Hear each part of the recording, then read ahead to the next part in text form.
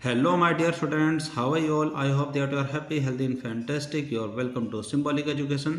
Symbolic education में आपका स्वागत है। डियर स्टूडेंट्स, आज की इस क्लास में हम आपके 10th क्लास की इंग्लिश की बुक फुटप्रिंट्स विदाउट फीट के चैप्टर नंबर 5 के क्वेश्चन सीरीज को स्टार्ट करने जा रहे हैं और ये देखेंगे कि इस चैप्टर में जो क्वेश्चंस आपसे पूछे जाते हैं चैप्टर शुरू होने से पहले, चैप्टर के बीच में या फिर चैप्टर के बाद, आप उन सभी क्वेश्चंस का आंसर कैसे देंगे।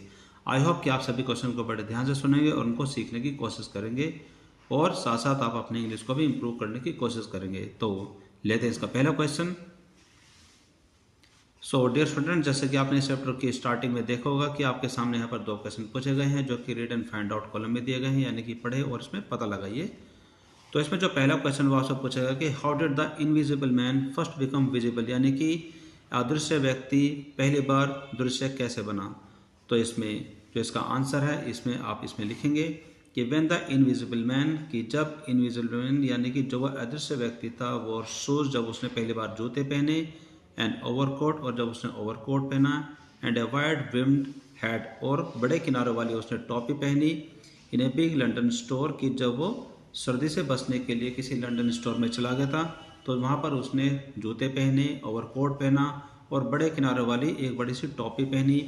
He became fully dressed and visible person first, तो वहाँ पर वो पहली बार पूरी तरीके से कपड़े पहने हुए और दृश्य व्यक्ति बने, यानी कि वो सबको नज़र आने वाला व्यक्ति बन गया।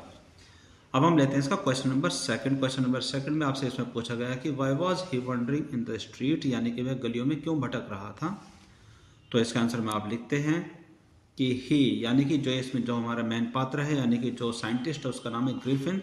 तो हमने इसमें कहा कि he was wondering in the street, यानी कि वह गली गली में भटक रहा था, because of his bad action, अपने बुरे कारनामों की वजह से, यानी कि जो उसके बुरे कार्य थे उनकी वजह से वो गली में भटक रहा था। As he was a lawless person, क्योंकि वह एक कानून को तोड़ने वाला व्यक्ति था, यानी कि कानून को नहीं मानने वाला व्यक्ति था। हिज लैंडलॉर्ड डिसलाइक्ड हिम, उसके जो लैंडलॉर्ड थे यानी कि जिनके घर में वो रहता था उनके जो लैंडलॉर्ड थे वो उसको पसंद नहीं करते थे। And tried to eject him from his premises, यानी कि वे उसे अपने घर से बाहर निकालने की भी कोशिश में रहते थे।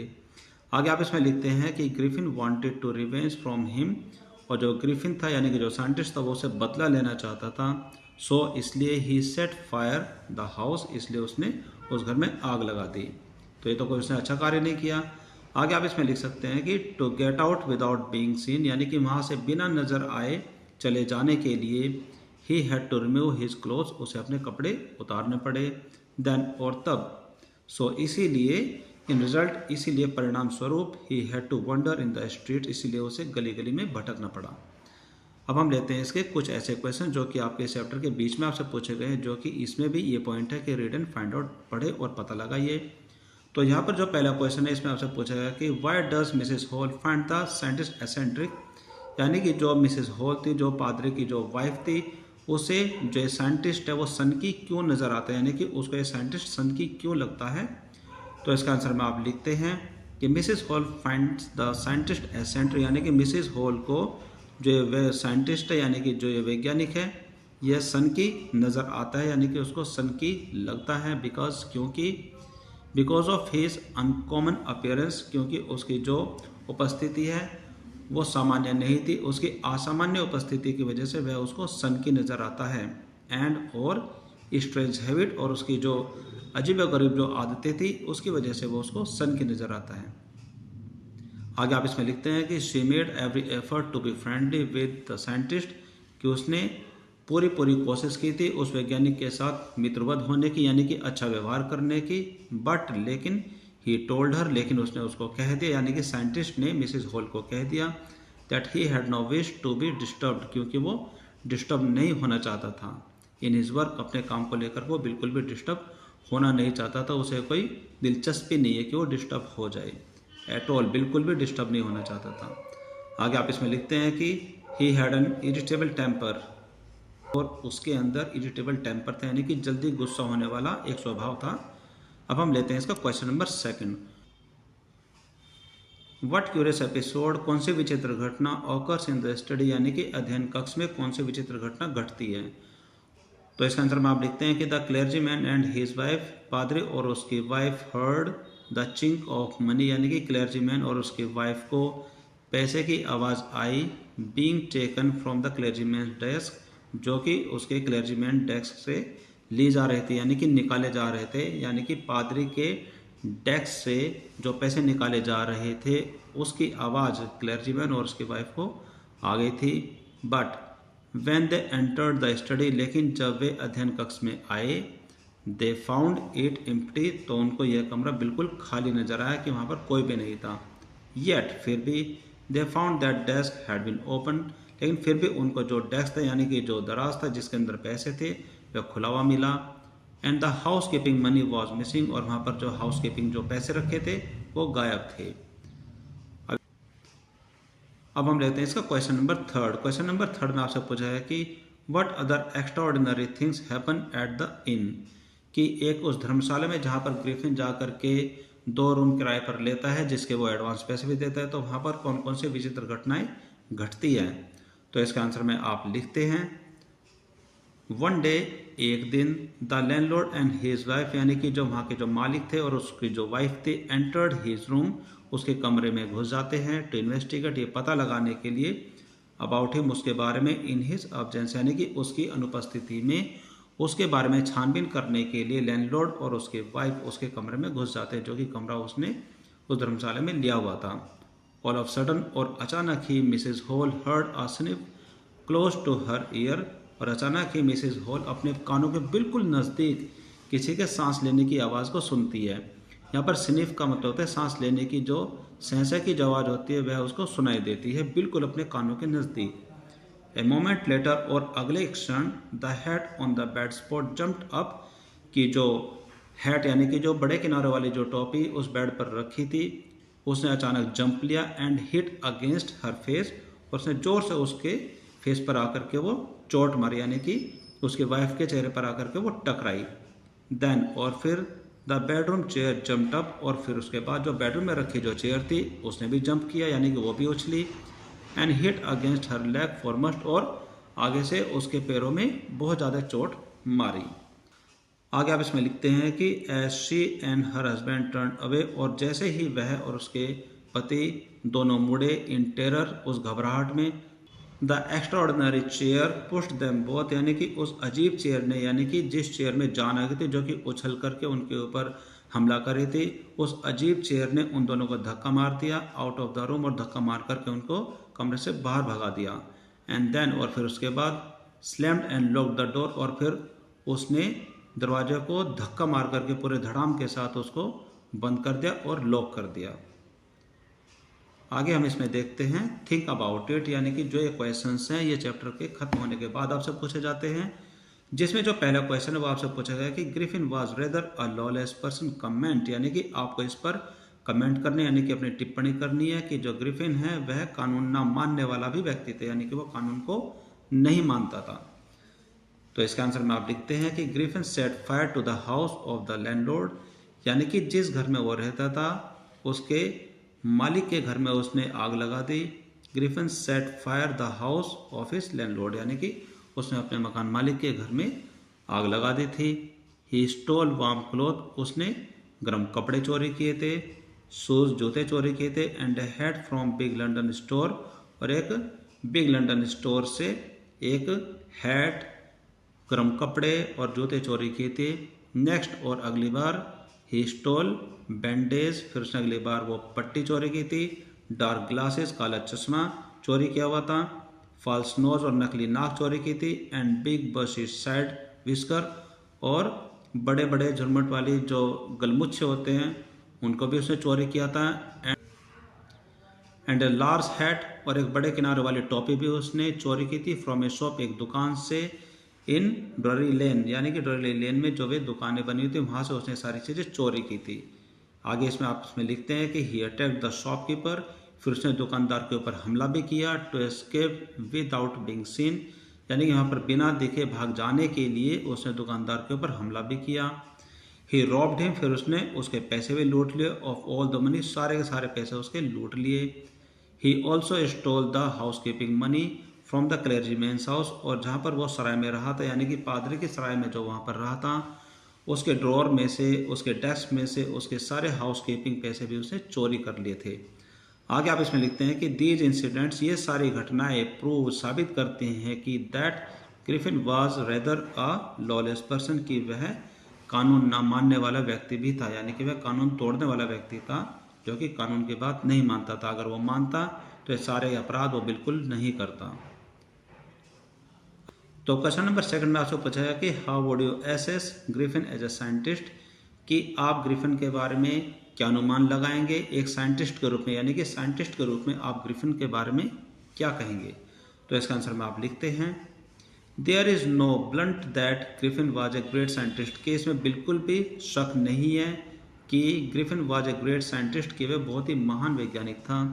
ही had made a brilliant discovery, कि उसने बहुत अद्भुत खोज की थी। टू मेक समबडी इनविजिबल, कि किसी भी व्यक्ति को अदृश्य करने की जो उसने खोज की थी वो बहुत ही अद्भुत खोज थी। He had carried out one after one many scientist experiment, तो उसने एक के बाद एक बहुत सारे एक्सपेरिमेंट किए, यानी कि बहुत सारे प्रयोग किए। टू प्रूव दैट, यह साबित करने के लिए the human body could become invisible, यानी कि एक मानव शरीर अदृश्य हो सकता है। इवेंचुअली, और अंत में, ही स्वेलोड सर्टेन रेयर ड्रग्स, और अंत में उसने एक खास प्रकार की दवाई को निगल लिया। And his body became as transparent as a sheet of glass, और उसकी जो बॉडी है, उसका जो शरीर था वो बिल्कुल पारदर्शी हो गया जैसे कि एक शीशे की चादर हो। दो यद्यपि it also remained as solid as glass, यद्यपि उसके बाद भी उसका जो शरीर है वो ग्लास की तरह सॉलिड रहा, यानी कि ठोस रहा। आगे आप इसमें लिखते हैं कि ही मिसयूज्ड हिज डिस्कवरी, कि उसने अपनी खोज का दुरुपयोग किया, उसने उसका गलत फायदा उठाया। बट लेकिन it can not be denied, लेकिन इस बात से मना नहीं किया जा सकता दैट कि he was a brilliant scientist, कि वो एक महान वैज्ञानिक था। नेक्स्ट क्वेश्चन, अब हम लेते हैं इसमें नेक्स्ट क्वेश्चन। ओके, तो नेक्स्ट क्वेश्चन इसमें आपके नेक्स्ट पॉइंट में है, जो कि आपके टॉक अबाउट 8 पॉइंट में दिए गए हैं, यानी कि आप इसके बारे में चर्चा करेंगे, बातें करेंगे। तो इसमें जो पहला क्वेश्चन वो आपसे पूछा गया कि would you like to become invisible, क्या आप अदृश्य होना चाहेंगे, क्या आप गायब होना पसंद करेंगे। व्हाट एडवांटेजेस, यानी कि क्या क्या फायदे, एंड डिसएडवांटेजेस, क्या क्या नुकसान, यानी कि क्या क्या लाभ और क्या क्या हानि। डू यू फोरसी, आप देखते हैं, इफ़ यू डिड, कि अगर आप गायब हो जाते हैं तो आपके सामने क्या क्या फायदे होंगे, क्या क्या नुकसान होंगे, तो आप इसके बारे में क्या कहते हैं। तो इसका आंसर में आप लिखते हैं कि यस, जी हाँ, I would like to become invisible, कि हाँ मैं अदृश्य होना चाहूँगा। I will make proper use of this discovery, और मैं इस खोज का बहुत अच्छे तरीके से प्रयोग करना चाहूँगा। I can serve my people, कि मैं अपने लोगों की सहायता कर सकता हूँ, उनकी सेवा कर सकता हूँ। सोसाइटी, समाज की सेवा कर सकता हूँ। एंड नेशन, और मैं अपने राष्ट्र की सेवा कर सकता हूँ। I can also help poor in needy people, कि मैं उन गरीब लोगों की, उन ज़रूरतमंद लोगों की भी सहायता कर सकता हूँ। और आगे आप इसमें लिखते हैं कि अलॉन्ग विद दीज एडवांटेजेस, यानी कि इन फायदों के साथ साथ, यानी कि इन लाभ के साथ साथ, देयर में बी इट्स डिसएडवांटेजेस ऑल्सो, यानी कि इसकी कुछ हानि भी हो सकती है, यानी कि कुछ उसका नुकसान भी हो सकता है। तो इसमें नुकसान क्या हो सकते हैं कि if I choose to do any anti social or illegal activities, कि अगर मैं समाज विरोधी या फिर गैर कानूनी कोई काम करना चाहता हूँ, यानी कि मैं कोई ऐसा काम चुनूँ जो कि समाज के विरोध में हो या फिर गैर कानूनी हो, और या फिर क्राइम या फिर कोई ऐसा अपराध हो, I can easily do the same, तो मैं वो सारे गैर कानूनी कार्य, सारे अपराध बड़ी आसानी से कर सकता हूँ। विदाउट फियर, बिना किसी डर के। और बीइंग सीन और कोड, बिना किसी के दिखे या फिर बिना किसी के पकड़े, यानी कि मैं बिना किसी डर के, बिना दिखे हुए या फिर बिना पकड़े जाने वाले जो डर होता है उसके मैं आसानी से वो सारे अपराध कर सकता हूँ। इसका ये भी नुकसान है। अब हम लेते हैं इसका क्वेश्चन नंबर 2, जिसमें आपसे पूछा गया कि are there forces around us, कि हमारे चारों ओर भी कुछ ऐसी शक्तियाँ होती हैं दैट आर इनविजिबल, जो कि अदृश्य होती है, जिनको हम देख नहीं सकते, जो कि हमें नज़र नहीं आती है। फॉर एग्जाम्पल, उदाहरण के लिए मैग्नेटिज्म, यानी कि चुंबकीय शक्ति। Are there aspect of matters, तो क्या ये सभी मैटर के एस्पेक्ट है, यानी कि मैटर के कुछ पहलू हैं। दैट आर इनविजिबल, जो कि अदृश्य होते हैं। और not visible to the naked eye, और नंगी आंखों से उनको देखा नहीं जा सकता। What would the world be like, कि संसार कैसा हो जाएगा। If you could see such forces, कि अगर आप ऐसी शक्तियों को देख पाओ तो संसार कैसा हो जाएगा। और सच एस्पेक्ट ऑफ मैटर, और जो हमारे भौतिकवाद की जितनी भी वस्तुएं हैं उसकी इस प्रकार के एस्पेक्ट को यानी कि इस प्रकार के पहलुओं को अच्छे से देख सकते हैं, तो ये संसार कैसा हो जाएगा। यानी कि अगर आपको सारी चीज़ें नज़र आना शुरू हो जाएं, जैसे कि हमारे ये चुंबकीय शक्ति है या फिर जो किरणें हैं, जैसे कि एक्सरे की जो किरण होती है, अगर आपको सारी चीज़ें नज़र आना शुरू हो जाती हैं तो ये संसार कैसा हो जाएगा। तो इसके आंसर में आप लिखते हैं कि yes there are forces around us, जी हाँ हमारे आसपास कुछ शक्तियाँ होती है, दैट आर इनविजिबल, जो कि अदृश्य होती है, जो कि हमें नज़र नहीं आती है। फॉर एग्जाम्पल, उदाहरण के तौर पर मैग्नेटिज्म यानी कि चुंबकीय शक्ति, ग्रेविटी यानी कि गुरुत्वाकर्षण बल, एंड रेडिएशन एक प्रकार की रेडिएशन होती है, वो भी हमें नज़र नहीं आती है। और एक्सरे यानी कि एक्सरे की जो किरणें होती है वो भी हमें नज़र नहीं आती है। आगे आप इसमें लिखेंगे कि यस जी हाँ there are aspect of matter, यानी कि ये सभी मैटर के पहलू हैं, यानी कि मैटर के ही बारे में जितने भी सारे पॉइंट्स हैं सारे के सारे वही एस्पेक्ट हैं, वे सभी पहलू हैं। दैट आर इनविजिबल, जो कि अदृश्य होते हैं, और not visible to the naked eyes, और नंगी आंखों से हमको देखा नहीं जा सकता। फॉर एग्जाम्पल, जैसे कि air, heat, cold, atomic particles, electron, proton etcetera. जैसे कि हवा है, गर्मी है, ठंड है, एटॉमिक पार्टिकल्स हैं और इलेक्ट्रॉन, प्रोटॉन एसेट्रा, इन सारी चीज़ों को हम नंगी आंखों से नहीं देख सकते। आगे आप इसमें लिखते हैं कि the world would be like an open book, कि संसार पूरी तरीके से खुली किताब की तरह हो जाएगा। इफ़ अगर वी कुड सी फोर्सेस, अगर हम इन सारी शक्तियों को देख पाए, अगर हम इन सारी जो पावर्स है इन सारी चीज़ों को हम देख सकते हैं, तो ये जो संसार है एक खुली किताब के जैसा हो जाएगा। और सच एस्पेक्ट अराउंड अस, यानी कि इस प्रकार के जो पहलू हैं, यानी कि इन सारे जो भौतिकवाद की जितनी भी सारी वस्तुएं हैं, अगर उन सब से जुड़ी ये सारी बातें अगर हमें नज़र आनी शुरू हो जाती हैं तो एक संसार एक खुली किताब के जैसा हो जाएगा, यानी कि हमें सब कुछ नज़र आना शुरू हो जाएगा। अब हम लेते हैं इसका question number third. Question number third में आपसे पूछा गया कि व्हाट मेक्स ग्लास और वाटर ट्रांसपेरेंट, यानी कि कौन सी ऐसी चीज़ होती है जो कि एक कांच को और पानी को पारदर्शी बनाती हैं। What is the scientific explanation for this, यानी कि एक वैज्ञानिक तथ्य इसके पीछे क्या है। डू यू थिंक, क्या आप सोचते हैं, it would be scientifically possible, क्या ये वैज्ञानिक रूप से संभव है। फॉर ए मैन, एक व्यक्ति के लिए, टू बिकम इनविजिबल, यानी कि क्या ये साइंटिफिकली पॉसिबल है, यानी कि विज्ञान की तरफ से क्या ये पॉसिबल, क्या ये संभव हो सकता है किसी व्यक्ति के लिए कि वो गायब हो जाए या फिर ट्रांसपेरेंट हो जाए या फिर वो पारदर्शी हो जाए। कीप इन माइंड दैट, इस बात को अपने दिमाग में रखिए कि राइटर्स ऑफ साइंस फिक्शन, यानी कि साइंस के ऊपर यानी कि विज्ञान के ऊपर आधारित जो कहानियाँ होती हैं, have often turn out to be prophetic in their imagination, की उनकी कल्पनाओं में, यानी कि इन देयर इमेजिनेशन, उनकी कल्पनाओं में often turn out to be prophetic, यानी कि वे भविष्य को बताने वाली बात भी कह सकते हैं, यानी कि जैसा उन्होंने अपने साइंस फिक्शन में कहा ऐसा भविष्य में हुआ भी है। तो इसका आंसर में आप लिखते हैं कि glass is an amorphous mix of molecule like liquid, यानी कि जो शीशा होता है वो लिक्विड की तरह यानी कि द्रव की तरह, एमोर्फस मिक्स ऑफ मॉलिक्यूल यानी कि एमोर्फस की तरह जो अणु होते हैं उनका मिश्रण है। इट हैज़ इलेक्ट्रॉन, यानी कि इसके अंदर इलेक्ट्रॉन होते हैं, दैट जो don't observe the energy of proton, जो कि प्रोटॉन की एनर्जी को ऑब्जर्व नहीं करते, यानी कि वो सोखते नहीं हैं। इन द विजिबल स्पेक्ट्रम, यानी कि दृश्यमान स्पेक्ट्रम में। दिस इज़ वाट, और यही वो चीज़ होती है, मेक्स ग्लास ट्रांसपेरेंट, और यही वो चीज़ होती है जो कि एक शीशे को पारदर्शी बनाती है। और आगे आप इसमें लिखते हैं कि इन लिक्विड स्टेट, और द्रव्य स्थिति में, द स्ट्रेंथ ऑफ बॉन्ड, यानी कि बॉन्ड की जो शक्ति है, बिटवीन मॉलिक्यूल, यानी कि मॉलिक्यूल यानी कि जो अणु के बीच की जो बॉन्डिंग यानी कि जुड़े रहने की जो शक्ति है, लेसन्स वो बहुत ही कम हो जाती है। And the molecules begin to align themselves randomly, और जो उसके बाद जो मॉलिक्यूल होते हैं वो बिना किसी तरीके के ही एक प्रकार से आपस में जुड़ना शुरू हो जाते हैं। Random organisation of liquid is the primary reason that the light can pass through water. और आगे इसमें बताया गया है कि रैंडम ऑर्गेनाइजेशन ऑफ लिक्विड्स, यानी कि द्रव्य का इसी प्रकार से जो असंगठन रूप से जो उनका जुड़ना होता है, इज द प्राइमरी रीजन, यही मुख्य कारण है कि that light can pass through water, की जो प्रकाश होता है वह पानी के आर पार निकल जाता है। इन वाटर, और पानी में, the molecule are not stacked neatly anymore, कि जो मॉलिक्यूल होते हैं वो पानी में एक दूसरे से अच्छे तरीके से बिल्कुल भी नहीं जुड़े रहते। गैप्स एंड होल्स ऑकर, उनके बीच में एक दूरी रहती है और होल होते हैं दैट की allow protons of light wave to pass, जो कि प्रोटॉन जो होते हैं वो लाइट को अपने अंदर से पास होने देते हैं।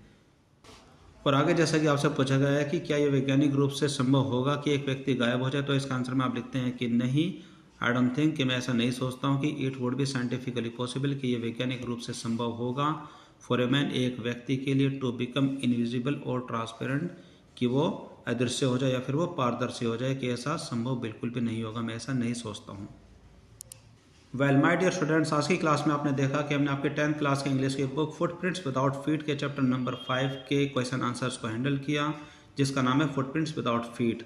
आई होप कि आपने सभी क्वेश्चंस को अच्छे से समझा होगा और उनके आंसर को सीखने की कोशिश की होगी, और साथ साथ मैं आपसे ये भी आशा करता हूँ कि आपने अपनी इंग्लिश को भी इम्प्रूव करने की कोशिश की होगी। सो आज की क्लास में सिर्फ इतना ही। This is all for now for today's class. अब हम मिलेंगे हमारी अगली क्लास में with a new chapter, with a new topic. Till then take care, bye bye, have a nice day.